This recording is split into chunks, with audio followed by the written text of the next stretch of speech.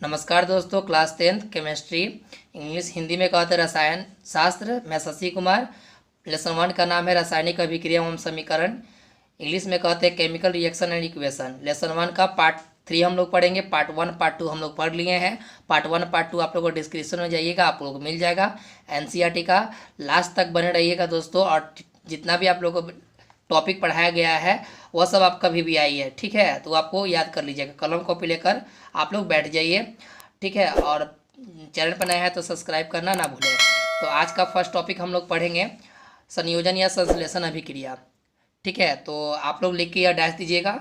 और देखिए यहाँ पर लिखा हुआ है क्या कि संश्लेषण अभिक्रिया क्या है। जैसे वह है ना, संश्लेषण अभिक्रिया वह है जिसमें दो या दो से अधिक पदार्थ, दो या दो से, यहाँ पर दो या दो लगाइएगा जरूर, दो या दो से अधिक पदार्थ परस्पर संयोग कर एक नए पदार्थ का निर्माण करते हैं, उसे यहीं तक लिखिएगा, नए पदार्थ का निर्माण करते हैं उसे क्या कहते हैं, संश्लेषण अभिक्रिया, है ना। संश्लेषण अभिक्रिया वह है जिसमें दो या दो से अधिक पदार्थ परस्पर संयोग कर एक नए पदार्थ का निर्माण करते हैं उसे, है ना, नए पदार्थ का निर्माण करते उसे संश्लेषण अभिक्रिया कहते हैं। बस यही इतने ही लिखिएगा। अब यानी दो या दो से अधिक, जैसे पानी और नमक दोनों को मिक्स कीजिएगा, है ना, दोनों को मिक्स कीजिएगा तो एक नया पदार्थ का निर्माण होगा ना, है ना। तो वो क्या कहलाता है, संश्लेषण अभिक्रिया, ठीक है। क्लियर हो गया। संश्लेषण अभिक्रिया आप लोग एग्जाम्पल में भी दे सकते हैं, कार्बन और ऑक्सीजन दोनों को अगर मिला दिया जाए तो CO2 बनता है कि नहीं, उसी प्रकार से यही संश्लेषण अभिक्रिया है। नेक्स्ट टॉपिक है दोस्तों आपके, है ना, नेक्स्ट टॉपिक आप लोगों का बनता है वियोजन अभिक्रिया, ठीक है। नेक्स्ट टॉपिक है वियोजन या अपघटन अभिक्रिया, ठीक है। जैसे मेरे थंबनेल पर आप लोग देखे होंगे, है ना, वही बता रहे वियोजन या अपघटन अभिक्रिया। लिखा हुआ है क्या, वियोजन या अपघटन अभिक्रिया लिख कर आप लोग डैश दीजिएगा। और यह यहाँ पर लिखिएगा कि वियोजन अभिक्रिया वह अभिक्रिया है जिसमें किसी यौगिक के बड़े अणु के टूटने से, है ना, किसी यौगिक के बड़े अणु के टूटने से दो या दो से अधिक, यहाँ लगाइएगा दो या दो से अधिक सरल यौगिक बनते हैं, सरल यौगिक बनते हैं उसे वियोजन या अपघटन अभिक्रिया कहती है। यहीं तक लिखिएगा, ठीक है। क्लियर हो गया। बड़े अणु के टूटने से दो या दो से अधिक सरल यौगिक बनते हैं उसे हम लोग क्या कहते हैं, वियोजन या अपघटन अभिक्रिया कहते हैं, ठीक। अच्छा, अब इसके एग्जाम्पल में आप लोग देख सकते हैं, जैसे हमने आप लोगों को थंबनेल पे बताया था कि CaCO3 और से अभिक्रिया करके CaO+O2 क्या है। तो आप लोगों को सबसे पहले हमने थंबनेल पे यही बताया था। देखिए दोस्तों, इसके बारे में हम लोग जानेंगे, है ना, बहुत बारीकी से। तो यहाँ पर गौर कीजिएगा दोस्तों, है ना, आपके सामने एक इक्वेशन है, याद रखिएगा, हमेशा पूछता है मैट्रिक में। यहाँ पर लिखा है CaCO3, हाँ, इसका अभिक्रिया का चिन्ह का निशान है CaO+CO2। तो गौर कीजिएगा कि Ca को हम लोग क्या कहते हैं, कैल्शियम, आप लोग 9th में याद किए होंगे, और CO3 को कार्बोनेट बोलते हैं। याद रखिएगा, CO3 को कार्बोनेट और Ca को कैल्शियम कहते हैं।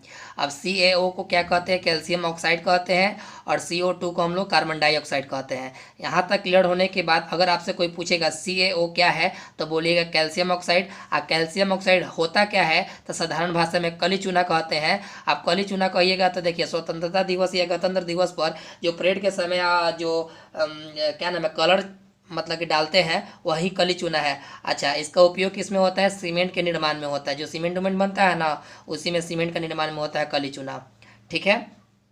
क्लियर हो गया। तो हम लोग याद रखिएगा, Ca को कैल्शियम, CO3 को कार्बोनेट, CaO को कैल्शियम ऑक्साइड जिसको कली चूना कहते हैं, और CO3 को कौन नहीं जानता है कि कार्बन डाइऑक्साइड होता है। यहाँ तक दोस्तों क्लियर होने के बाद नेक्स्ट टॉपिक हम लोग जानेंगे। देखिए दोस्तों, नेक्स्ट टॉपिक वैद्युत अपघटन। वैद्युत अपघटन लेकर आप लोग डैश दीजिएगा। तो इसका वैद्युत अपघटन का डिफिनेशन याद रखिएगा कि जो विद्युत की अभिक्रिया में, जैसे लाइन वगैरह होता है ना, उसको विद्युत कहते हैं। तो वह अपघटन अभिक्रिया जो विद्युत प्रवाह के कारण होती है उसे हम लोग क्या कहते हैं, विद्युत अपघटन अभिक्रिया कहते हैं। जैसे आयरन हुआ, आयरन मशीन हुआ ना, तो उसी को हम लोग विद्युत, जैसे आयरन मशीन हुआ तो उसको हम लोग प्रेस करने के उपयोग में लाते हैं, तो वही विद्युत प्रवाह के कारण जो घटना घटती है उसे हम लोग वैद्युत अपघटन कहते हैं, ठीक है। द डिफिनेशन यहाँ पे लिख दीजिएगा, वह अपघटन अभिक्रिया जो विद्युत प्रवाह के कारण होती है उसे वैद्युत अपघटन कहते हैं, ठीक है दोस्तों। नेक्स्ट टॉपिक बनता है आप लोग को क्या दोस्तों, एकल विस्थापन अभिक्रिया। लिख के आप लोग डैश दीजिएगा दोस्तों, एकल विस्थापन अभिक्रिया, ठीक है। एकल विस्थापन अभिक्रिया लिख के डैश दीजिएगा। देखिए, एकल विस्थापन अभिक्रिया लिख के डैश देने के बाद दोस्तों यहाँ पर हम लोग डिफिनेशन यह लिखेंगे क्या कि यहाँ से लिखिएगा, किसी, यहाँ से किसी परमाणु या परमाणुओं के समूह को, किसी परमाणु या परमाणुओं के समूह को किसी दूसरे परमाणु द्वारा विस्थापित कर दिया जाता है, उसे एकल विस्थापन अभिक्रिया कहलाती है। ठीक है, किसी परमाणु या परमाणुओं के समूह को किसी दूसरे परमाणु द्वारा विस्थापित कर दिया जाता है, उसे एकल विस्थापन अभिक्रिया कहते हैं। ठीक है, यहाँ तक आपको हो गया एकल विस्थापन। और सबसे इम्पोर्टेंट बात भूलिएगा मत, नेक्स्ट आपका टॉपिक बनेगा दोस्तों। ठीक है, वो कभी मत भूलिएगा।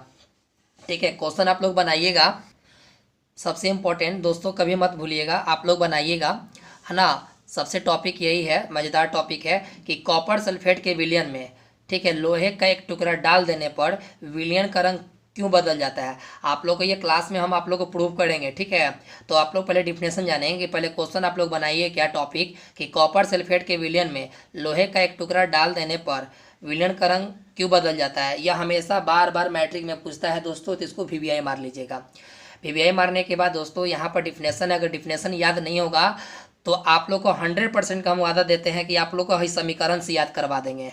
तो पहले डिफिनेशन जान लें कि लिखिए, देखिए पढ़िए क्या, इसको याद रखिएगा। जब लोहे की काटी को, यानी ठोकने वाला काटी, जब लोहे की काटी को कॉपर सल्फेट की जलीय विलयन में डाल दिया जाता है, तो पहले आपको समझना है कि कॉपर सल्फेट क्या है। तो पहले डिफिनेशन पूरा कर ले तो बारीकी से बताते हैं। जब लोहे की काटी को कॉपर सल्फेट की जलीय विलयन में डाल दिया जाता है, यानी जल में डाल दिया जाता है, तब लोहा कॉपर सल्फेट से कॉपर को विस्थापित कर देता है। तब लोहा कॉपर सल्फेट से कॉपर को विस्थापित कर देता है।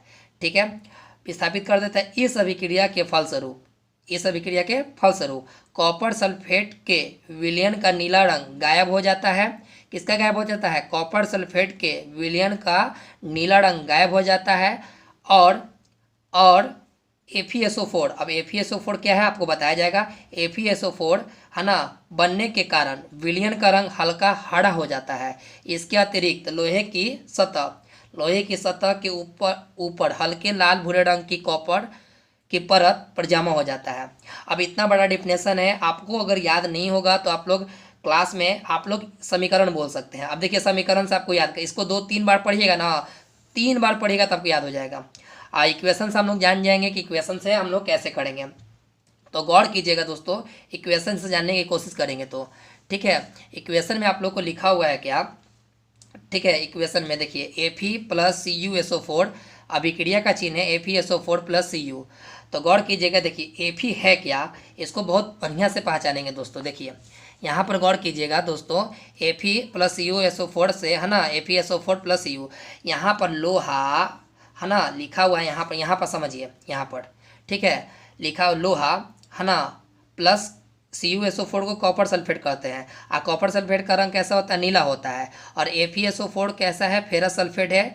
ठीक है, और Cu को क्या कहते हैं? कॉपर कहते हैं। तो गौर से समझिएगा यहाँ पर डिफिनेशन के साथ, जब लोहे की काटी को कॉपर सल्फेट के जलीय विलयन में डाल दिया जाता है, ठीक है, यानी कि देखिए लोहा को, यहाँ पर गौर कीजिएगा, इस पर ध्यान मत दीजिए, इस पर ध्यान दीजिए। लोहा को, ठीक है, कॉपर सल्फेट के जलीय विलयन पर डाल देने पर, ठीक है, हम इसको छिपा लेते हैं, घबराइए मत, चलिए यहीं पर समझिए, इससे समझिए। लोहा को, ठीक है, कॉपर सल्फेट के जलीय विलयन में डाल देने पर, ठीक है, लोहा को कॉपर सल्फेट के जलीय विलयन में डाल देने पर, ठीक है, डाल देने पर लोहा कॉपर को विस्थापित कर देती है। लोहा किसको विस्थापित कर देती है? कॉपर को, यानी कॉपर यहाँ से हटा देती है। लोहे की काटी को जब कॉपर सल्फेट के विलयन में डाल देने पर लोहा किसको विस्थापित कर देती है? कॉपर को विस्थापित कर देती है। ठीक है, कॉपर को विस्थापित कर देती है। तब FeSO4 का मतलब जब Cu हट जाएगा तो Fe किससे कर लेगा? SO4 से। तो अब यहाँ पर लिखेंगे कि तब फेरस सल्फेट, है ना, फेरस सल्फेट का हल्का हरा हो जाता है, इसका मतलब रंग हरा हो जाता है ना, और इसकी ऊपरी परत पर हल्का भूरा प्रतीत होता है, भूरा लाल।